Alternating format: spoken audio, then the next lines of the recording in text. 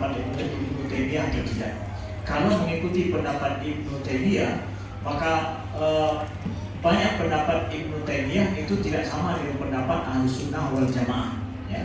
Jadi pendapat Ibnu Taimiyah banyak sebagian orang memang nggak berani mengatakan itu, karena ya Ibnu Taimiyah kan muhaddits, masa sih mungkin pada pendapat yang nggak sama dengan Ahlussunnah. Tetapi Syekh dengan yakin mengatakan bahwa beliau punya bukti dan dalil di mana pendapat Ibnu Taimiyah itu tidak sama dengan pendapat yang dianut oleh Ahlussunnah wal Jamaah. Terkhusus adalah permasalahan tentang bahwa Allah mahdudun min jami' jihad.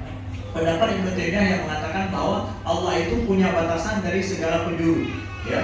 Ada berlaku hak bagi Allah Subhanahu wa taala. Itu disampaikan oleh Ibnu Taimiyah, dan itu tidak ada satupun dari para sahabat dalam Quran dan dari Sunnah, tidak ada dalil sama sekali tentang masalah itu. Padahal Ibnu Taimiyah mengatakan apa yang beliau sampaikan itu semua adalah sesuai dengan pendapat, sesuai dengan Al-Quran dan Sunnah Nabi SAW dan juga para sahabat. Tidak ada sahabat, tidak ada dalam Sunnah, tidak ada dalam Al-Quran pendapat itu.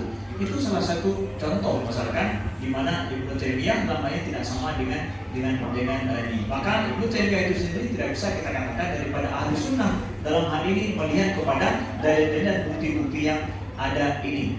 Jadi kalau ada orang mengatakan bahwa dia daripada ahli sunnah, artinya ahlun adalah dia memiliki nisbah, memiliki dalil bukti bahwa dia itu adalah keluarganya. Misalkan kalau saya mengatakan itu keluarga saya punya bukti hubungan erat saya dengan seseorang itu. Maka sekarang kalau kata-katakan Ibnu Taimiyah sebagai ahli sunnah, mana bukti kalau beliau itu adalah keluarga daripada ahli sunnah? Silakan untuk dibuktikan. Yang saya lihat tidak ada seperti itu, kata Syekh.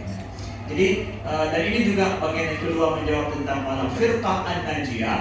Maksud dari firqah an-najiyah yang akan selamat yang kata Nabi dalam hadis itu adalah merupakan umat Islamiyah. Semua orang yang masuk Islam yang satu arah kiblat.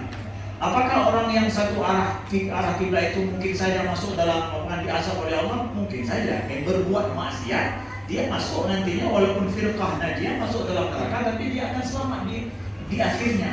Bukan bermakna bahwa yang firqah ini selain daripada mereka semuanya kafir, bukan.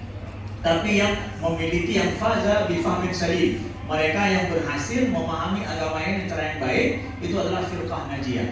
Tapi tidak menutup kemungkinan mereka masuk dalam neraka karena maksiat dan kesalahan mereka. Tapi di akhir mereka akan selamat. Itu makna dari firqah najiyah yang kita pahami daripada hadis Nabi Sallallahu Alaihi Wasallam.